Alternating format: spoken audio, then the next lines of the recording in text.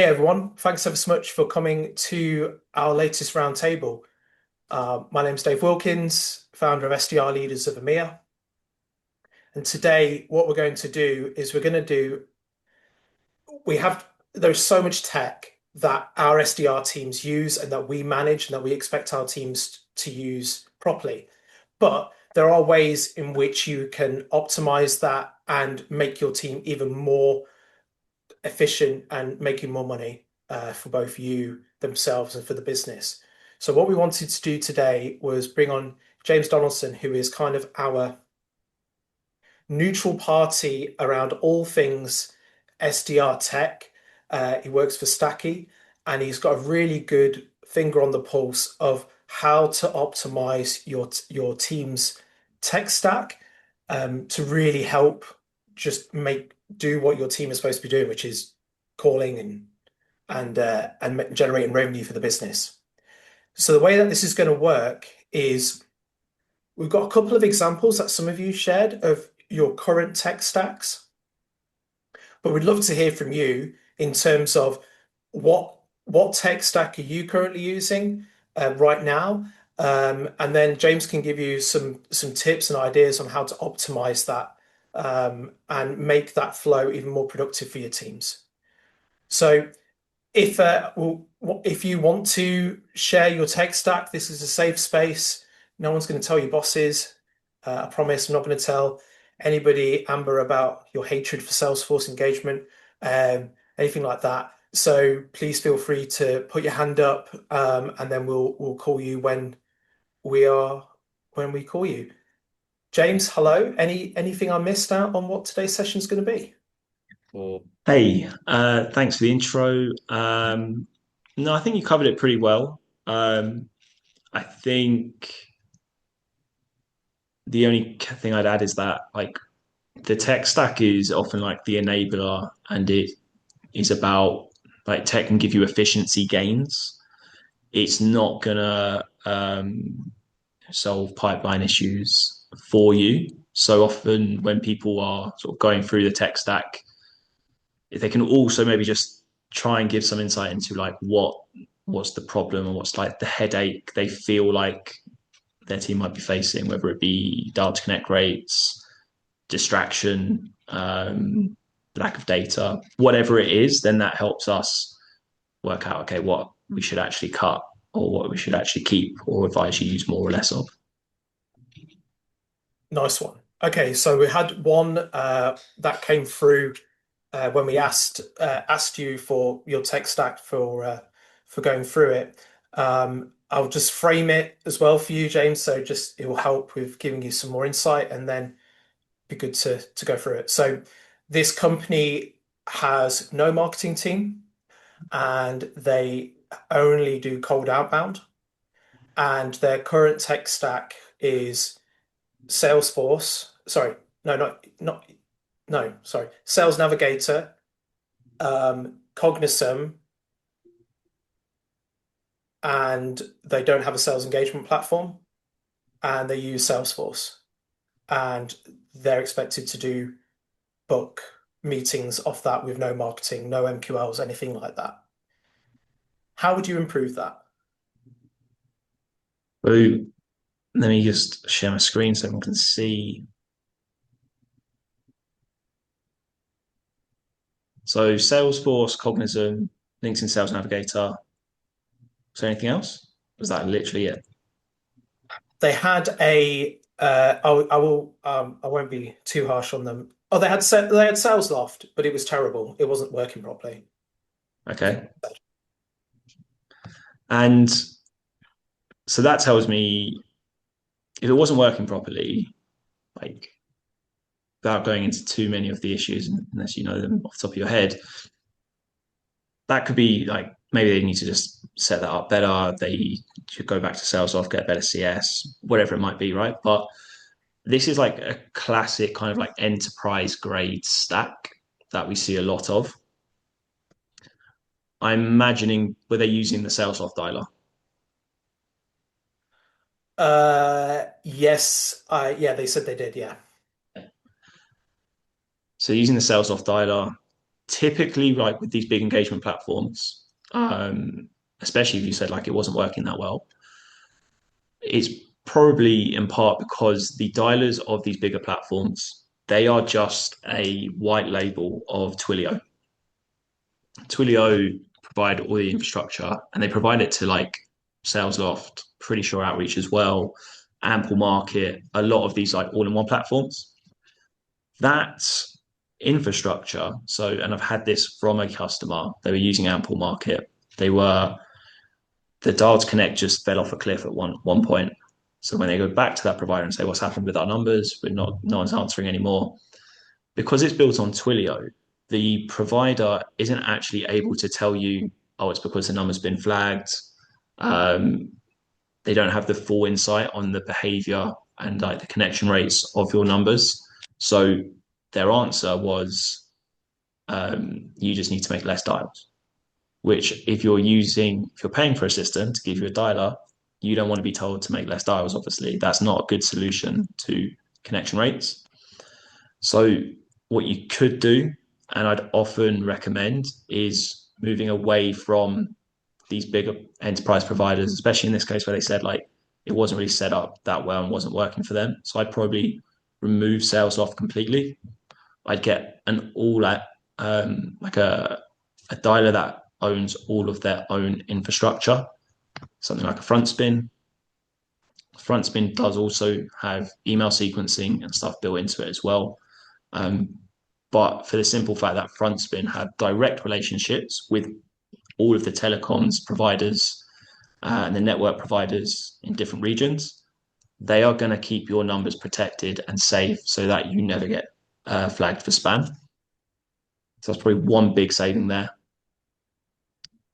The other thing, and this is probably particularly relevant to this community, Cognism is very good for data, but it is expensive. So I typically look at removing that and looking at something like an upsell, maybe a Lusher, or like one of these waterfall providers, which are going to give you better data coverage, like Full Enrich or Surf. When you say that, people still want that like best in region data, and Cognism is pretty good. So I wouldn't necessarily remove it completely, but I'd add in upsell or surf because that's going to give all your reps a license, the means to create contacts, push straight to their list, push into their engagement platform. And then you just go back to Cognism, reduce everyone's licenses down to one, and just ask for a certain number of credits to fill in any gaps. And we've seen companies save like 40% on their data costs by doing that, but then like double their connection rates. That's probably like my first two steps that I do or recommend anyone does on those, or a stack like that. Nice one. Thanks, James. Okay, we've got a couple of people who have sent their stacks in now. So we have Graham, who said, just opening up a brand new SDR function. Congratulations. Getting HubSpot and using Apollo because it gives us sourcing and outreach, but need a good LinkedIn automation tool that does cool stuff like finding people who post or comment on posts. Tried Ample Market, has some cool stuff, but missing basics. What would you recommend in terms of that with on the LinkedIn side? Cool. Just add to that, James. Hi guys, I'm just eating my lunch, which is popcorn, hence why I'm sitting in the dark. So, yeah, look, I went from coming from enterprise where I have these tech stacks like you just mentioned, the sales, the Orums, the sales forces, and then you go to a startup which has nothing, and you go and interview everybody, and you go, what the hell do I buy? And I think that this is the question for most people today. I don't know. A lot of my friends are now working in startup, like real startups, and we're the first people in. And we're like, holy crap! You go and meet all these companies, and you're trying to work out what do you actually need now versus what you need in 6 or 12 months time. Ample Market has some great, really cool AI features, picking up posts and stuff like that, but you couldn't A/B test an email. Like simple. You couldn't move people from sequence. It was just some of the basics were just missing. And when you're in a startup and you're the first person in the door and you're the first person making a call, you need to test basic things like what's going to open more emails and what's going to actually get them to move through. So my question is, if you are in someone position like me, where you have to help choose a CRM, which most people are away from Salesforce, what would be your little tech stack for a company that says like me, and in 6 months' time or 5 months' time is going to say, all right, now I need 3 SDRs. Now that tech stack may not be what I need in 12 months' time, but I'm okay with that. Yeah. My first question would be, I have a bit of a bias, but I would still probably always push my SDRs to be like fully on the phone, cold calling, 100%. cold call heavy, right? I did 350 calls the other night. Nice. Nice. What dial are you using? I'm actually using Apollo now has a parallel and a power dialer. And I can tell you it's working well for me. I have to say there's no complaints other than the fact that I don't have a European local number. I'm calling the States and I'm calling Europe during the day. I have to tell you, I had a very good response rate. I'm calling actually tech people. I'm calling product and engineers, which everyone's notoriously hard to talk to. And I had 15 fantastic phone conversations. So it was like still a 5% connect rate, but they were good quality calls. And the dial was actually just as good, I hate to say it, as an Aurum or a Nooks. Maybe not with all the cool features and bells and whistles, but it worked. And I think that's also a good point, is that if it works right now, and the main thing it sounds like what you're trying to do is actually test different avenues, test messaging, and act quickly so that you can learn ready for when you hire some reps, right? Yeah, exactly. So, and unfortunately, Apollo just announced last week that they're now ripped out the LinkedIn functionality, so you can't even do connecting through LinkedIn. So now it's like I couldn't even go back and negotiate a better price. So that you sort of sit there and say, well, I don't have a RevOps person. I don't have someone who's going to make all the Zapier integrations. So I need to have some sort of LinkedIn tool, because you just can't be, if you're going to try to do it at scale and you're 1 or 2, 3 people, and the whole idea today is how do you do more with less, right? I needed some sort of LinkedIn tool that will be somewhat sophisticated enough to be able to identify, hey, these are 5 people that are really cool, or people that are talking, that are influencers, or people that are talking about us, or people who are engaging with our posts, as opposed to just, here's a CSV upload, go run Send automation. Yeah. Hey, so what you want to look at then is one of these two for like, so under social listening, but that is Teamfluence is LinkedIn specific. Bant and Buster will do it for LinkedIn, Twitter. Yeah, I'm pretty sure it'll do it for Twitter. It will do it for some other social platforms. It will tell you who's engaging with your posts, and you can preset your ICP filters. So if someone engages with a post or engages with a company post or anyone in your team's posts, it will harvest them. You can then just tick, that you can set it to automatically pull them into a connection sequence with a message, or automatically push them to HubSpot, notify you on Slack. I think that's either of these two would be really good. If it's just LinkedIn, Teamfluence, if you want to test it maybe on like other channels and stuff, Phantom Buster is probably a good option. Amazing. Cool. The other thing is you can also, I'm not necessarily the biggest Clay fan. I think it causes a lot of chaos unnecessarily, but you can also plug it into stuff like that and have it automatically push those contact profiles to it and enrich with emails and stuff. Cool. One more question. I don't know if what other question you have, but I'm really curious as to what you're recommending for. There's a lot of posts about Claude at the moment. What is the best way to create tailored messaging based on research docs and ICP, and actual account-based stuff, as opposed to, hey, I saw you posted about what's the name? Yeah, so true. Are you asking me what's Claude? No, I'm being facetious. Oh, okay. Who is Claude? Claude is my alter ego who's actually intelligent. Yeah, it's a good question. I think there's so many options now. I think with HubSpot, I'm pretty sure OpenAI and ChatGPT have good integrations to HubSpot. So it depends on if you want that information coming from all of like your own interactions and communication, provided you're capturing all of that accurately with HubSpot and your own notes and these other tools. You can probably have that push into ChatGPT to do some stuff. Otherwise, Clay's probably a pretty good option as well. Clay's pretty good for having just said someone who's not a massive fan of Clay.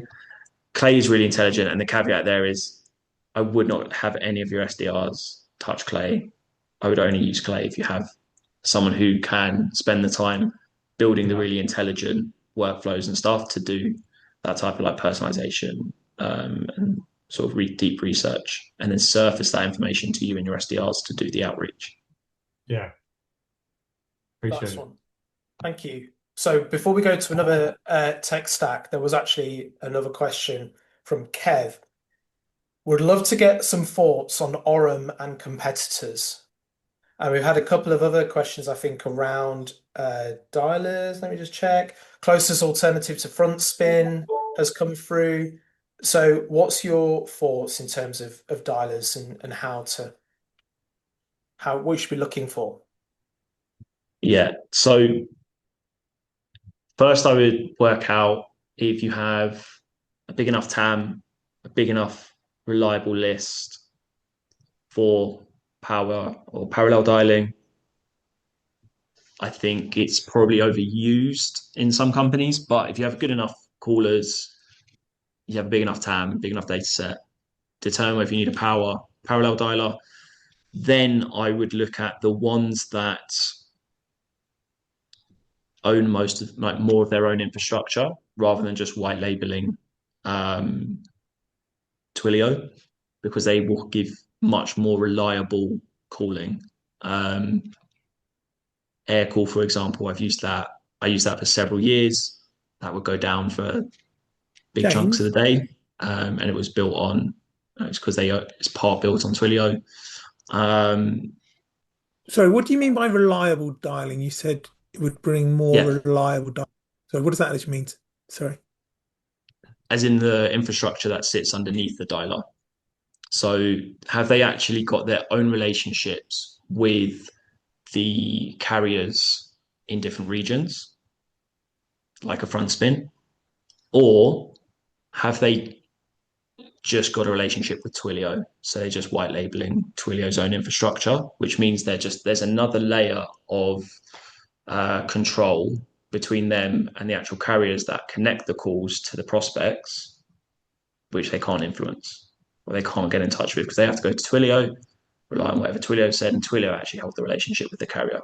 Whereas front spin, the reason front spin is so good for connectivity, and phone burner is probably the closest one to them, but phone burner is only US. They have their own relationships with the carriers and they build all the infrastructure in between themselves. Interesting. All right, thank you. That's just add 2 cents there, Kev. It's a big thing with dialers, how they normally like sit on top of Twilio. With a lot of them. And so then it's that latency as well with it, because you're just not in control of Twilio if it breaks down. So it's really interesting. We have like our database is fundamentally built out of legacy Salesforce. We're using SalesLoft as our dialer right now. And I've been doing this a long while. I've never actually had a dialer in any of the organizations I've worked. And I had some demos with Orem and a couple of others whose names escape me now. And I really liked some of the parallel dialing stuff. I was like, wow, because our connection rates are really poor. And I was thinking this could be, I don't know, I want to use the word game changer, but this could be a real help. But no experience with it. So big question marks, but like if I'm dabbling, Orem seemed like the one to dabble with, but I don't know if that's true and what people have experienced. So of the parallel dialers, I'm not certain about Nooks, but I know Orem own more of their own infrastructure. They build more of their own infrastructure rather than white label Twilio. So it is probably one of the more reliable ones. Yeah. I'd be careful on so like a parallel dialer or a power dialer doesn't necessarily improve your dial to connect rate. It just improves the volume of conversations you have because it gets through more work, right? Yeah. So you still need to probably look at like the data, and then I would say it's the data, it's then the dialer, and it's also caller behavior.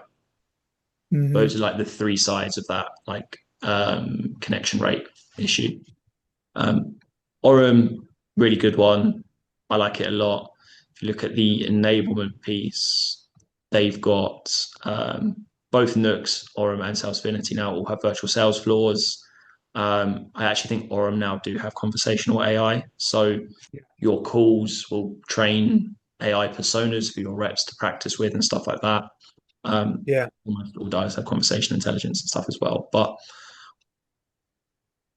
Orem is built on better, maybe slightly better infrastructure. Nooks, though, SDRs do love it. It's just Really. like the UX is really nice. It's And I quite think like, that's important as well because my experience is if you don't get buy-in early, you ain't getting buy-in at all. yeah, exactly. And that is why we often say when we're talking to customers, is like, if it's like close to a 50-50 call, go with whichever one your team is most likely to use. Which one are they going to like buy into the most? Because the biggest reason any of these tools will fail is just user adoption. And then it's not helping. And you just wasted Yeah, money and time. sound advice. Thank you, mate. All good. Yeah, so I think about Genie Power, Parallel, then think about which ones own more of their own infrastructure. And then I'd look at which ones will give me local numbers. And maybe have like the biggest ecosystem of integrations, just so that if I change any other tools, I don't have to necessarily change it. If I swap from Lemlist to Reply, I can still use CloudTalk or whichever it might be. That's kind of the order I think about picking my dialers in. Nice one. Amber has shared her tech stack and also has a question. So she uses Salesforce Engagement, Five9, LinkedIn Sales Nav, On Fire, ZoomInfo, Dripify. Moved off of SalesLoft and Salesfinity in August because RevOps wanted us in one tool. Salesforce is our record of truth. We're having issues with CNAM and phone reputation issues, also having email deliverability issues. I've requested the use of multiple domains to help with email deliverability. Yeah, it sounds like you've asked for the right things. Yeah, also looking into for the phone reputation, Haya. Yeah, cool. But what I'm finding with Salesforce engagement and with Five9, you have to have a really strong Salesforce architect, which we don't. So literally, I'm having a call back with Salesfinity today because it was successful with us. The only issue is it wasn't in Salesforce. So Yeah, we are needing something to help us because our dials have dropped significantly. Like it's horrible. So I need to be able to get my people back on the phones and working, doing 100+ dials a day. The issue is we're a global team, so I need global numbers. yeah. Front spin again. Front Like spin. front spin does have a power dialer. It won't do parallel. It will do power. So That's you for can turn it us. on and it'll work That's through the list. yeah. Yeah. Mhm. But again, front spin, they have, I think it was 15 different carrier relationships globally. So if your team are calling globally, Yeah. talk to front spin. Okay. And then it sits and they can work inside Salesforce. They don't have to jump back and forth. Oh, Is James, it I just should Zoom Info you Dom? sorry, butting in on this one. Sorry. Just asking about that international dialer numbers. Is there one which is stronger for APAC than anywhere else that you're aware of? No, I wouldn't be able to say like this one is better for APAC than others. But my presumption right now, without having asked them that specific question, would again probably be front spin because of Okay, the thank you. Sorry, Amber, spot in there. No, you're good. the. Is it just Zoom Info that you've got for data, or is there other On tools fire. on fire? I've not heard of that. Yes, Interesting. so they deal mainly with DevOps intent tools. So they are looking for going on Reddit and different Discord and different places looking for the signals that I have provided them. But they are offering us our data enrichment, and it's a waterfall. So it uses Cognism, Zoom Info, and Apollo. Okay, that's going to be really good then. Yeah, because I was gonna, like I did with the Yeah, first stack, Zoom Info is go not the to best. yeah, I was gonna go back to what I did with the first stack is probably look at maybe upsell because if you've got a global team, how big is the team?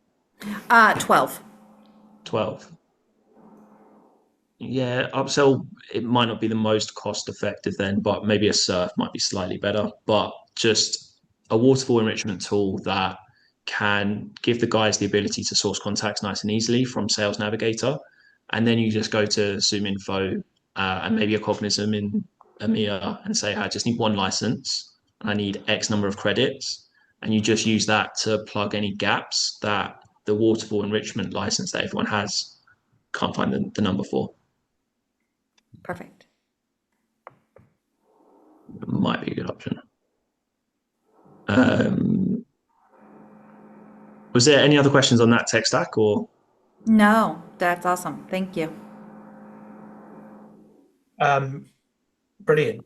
There's another question that came in with Karen about is there a specific reason of not having Zoom Info within the data options?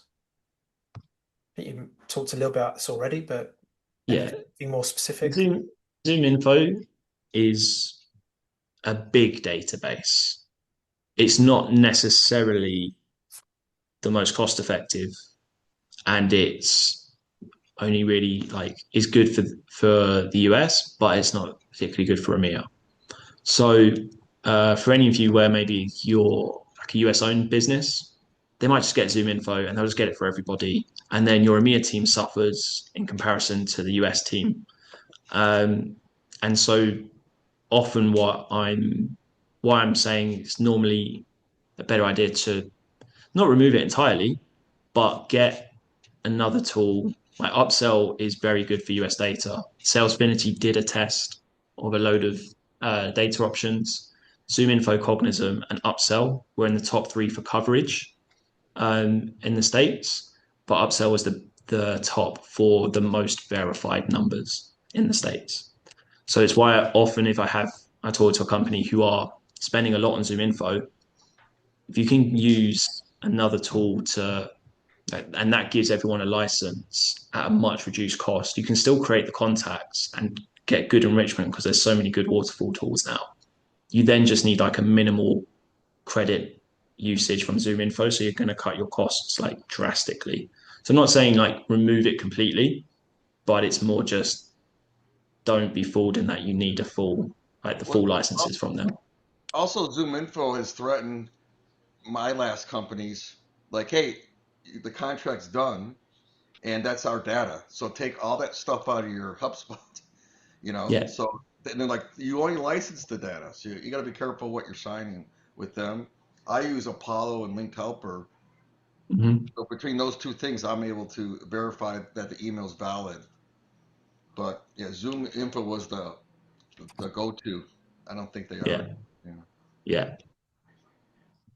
Yeah, Yeah, that's just the be, yeah, be, unknown. It's an unknown thing, that piece around Zoom Info often, so it's a bit of a shock with people when they yeah, look it contract. up. Just type in Discover.org, which is who bought Zoom, and say lawsuits around licensing of data.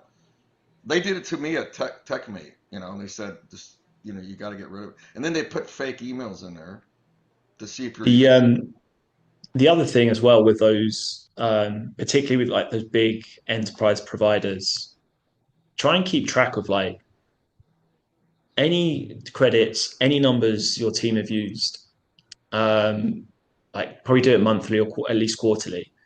Any numbers or any credits that the team have pulled and then they weren't valid, and send it back to the provider or CS person or whoever and say, hey, we used X number of credits, these aren't valid, give us a refund. Because it's in their interest to actually refund it, give you extra credits back, whatever it is. And like people will save a few grand a year maybe doing that if you have a big enough team. So definitely makes a They difference. start off like 30K for, you know, for like 30,000 credit. That's not a lot. Yeah. And they you get like 1,000 or 2,000, and then 20,000 credits, and then 1,000 credits per person per month, and it's like 20,000. I'm like, this is not. I have like 4 million on Apollo for much less. Yeah.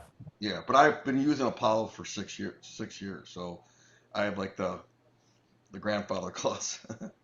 Awesome. So another question that came from Graham was around any suggestions on how to get EU numbers when you live outside of the EU. So obviously there's a lot of regulatory pieces there needing HQs and stuff in business things. Yeah, What would you yeah. recommend on that?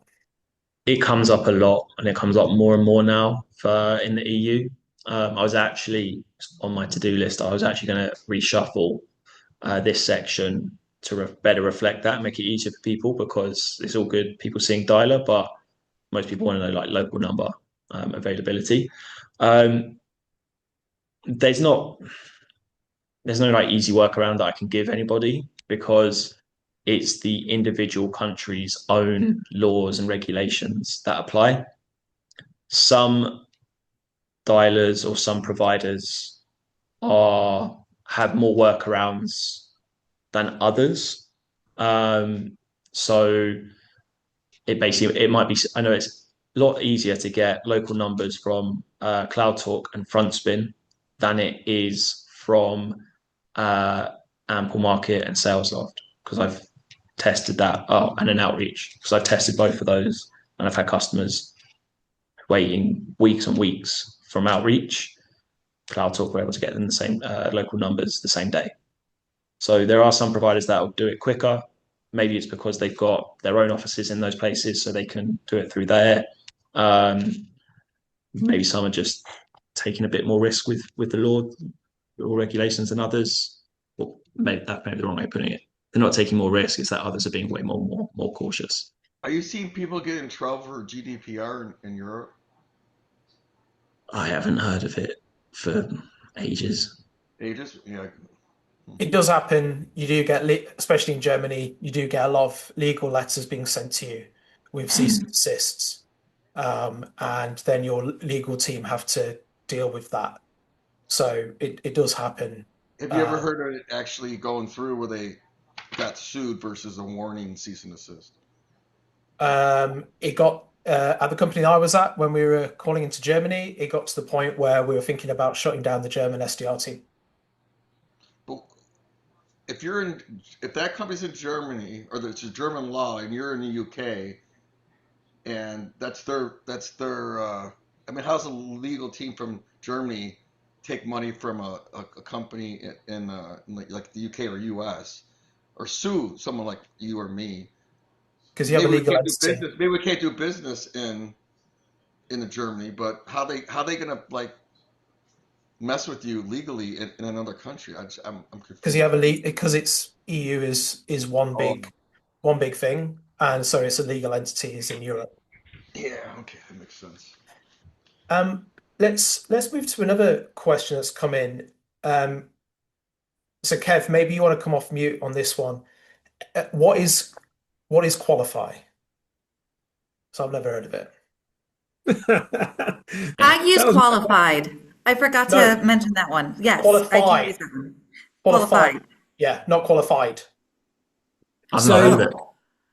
This is my thing. I'm a little bit in the dark about this. So my VP of growth marketing said we're getting this technology called qualify.com and you'll have to teach your team about it. And the only thing I could find, I was like, this doesn't seem to make sense to us. So I'm a little bit in the shade about actually what it is. I'm even thinking, did he get the name right? And it's called something else. And I was just off the. You think it's called qualified? Maybe. Yeah, it is. I've just gone on qualify.com. It's not that. It's qualified. Okay. Yeah. So yeah, it was one that like got dropped to me today. I've not even investigated it. I'm just curious if anyone's got any experience around it. Amber, you've got it. Why don't Yes. you, show your tech. So, yes, it's on our website. It's a chat, AI automatic, and people can go and book a meeting directly with my team. And the AI bot is able to answer the technical questions. So you do have to train the AI bot to be able to answer a lot of the questions and where to find the documentation. But then it does book the meetings directly based off of the availability of the specific team member they're trying to book with. Okay. Also, it gives Like us intent actually, signals and stuff like that of who is on our website, what pages they viewed, and everything. So and they just got bought by Salesforce. lovely stuff. Thank you, Amber. Appreciate it. Yep.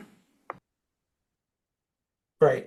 One other thing came in from that I just saw that's now disappeared. Yuri, so it'd be good to get your sense if you're actually doing this. You can try a combination of 6sense, Seamless.ai, and Apollo, and it includes all the Zoom info features. So Yuri, is that something that you are currently doing?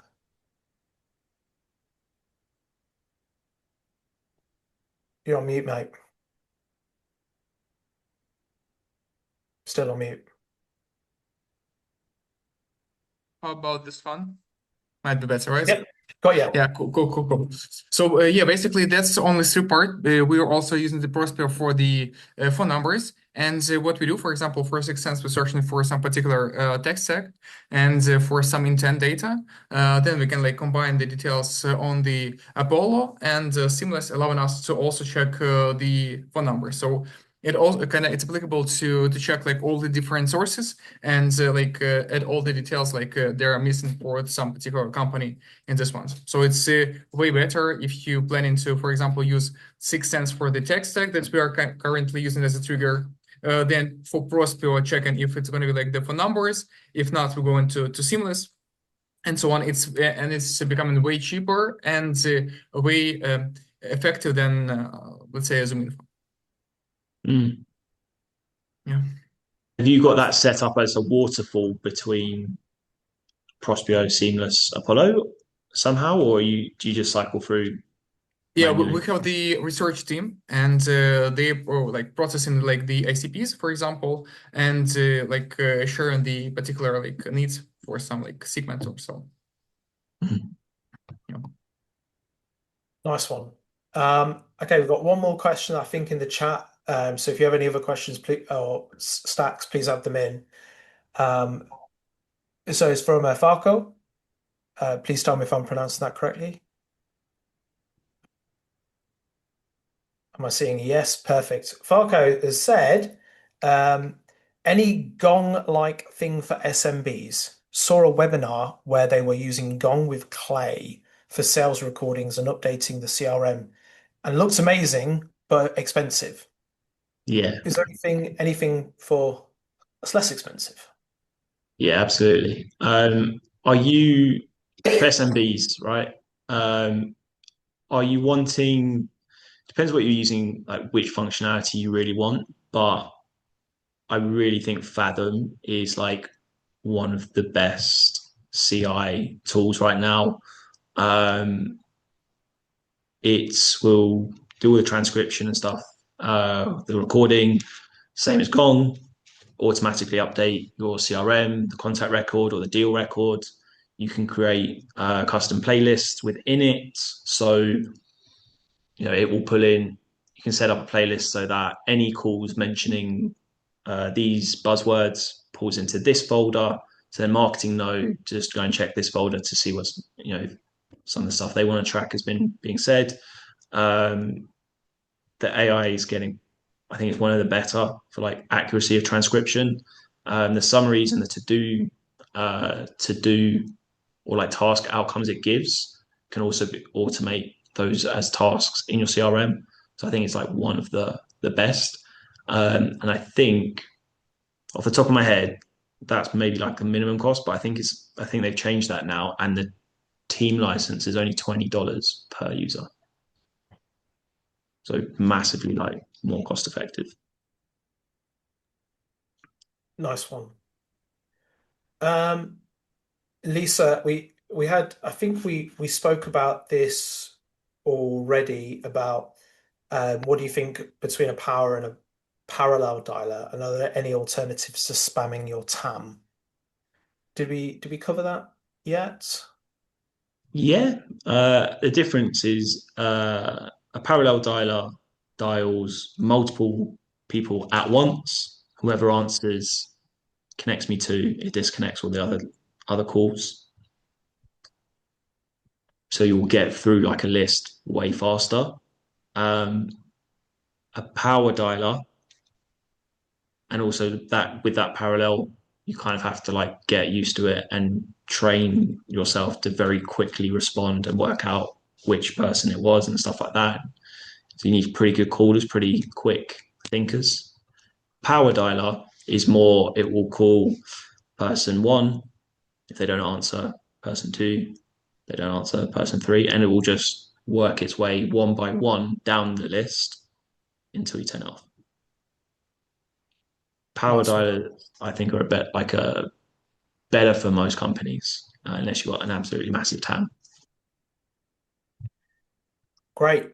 Looks like we've run out of questions. So Right on time. yeah, thank you ever so much, everybody, for your time, and also the conversations that are going on within the chat, really helping each other out, giving each other advice. So really amazing. Farah, you got your hand up. So if you got some inspiring last words. Yeah, do you mind? I was wondering if there is any source doing comparison across tools. I mean, the website we were just looking at from James looks great in terms of getting to know tools, and I found out so many things that I didn't know on this webinar. But I'm wondering whether there's something that compares vendors across things like number of phone numbers or number of emails they can find in a given market, and these sort of objective indicators. Is there anything like that? You can spend some time scrolling through G2 if you want, but We are biased you. yeah. So just for you to know, we're going to be doing a research paper on this. That's going to be coming out in middle of the year. Okay, cool. Watch this space. Yeah, yes, it's gonna be useful for sure. You've got one reader eager to see it already. Yes, one reader. That's what we need. Sorry, Lisa, I interrupted you. You said something. Okay, great. Thank you ever so much, everyone, and we'll see you on the next one. Cheers. Thanks, everyone.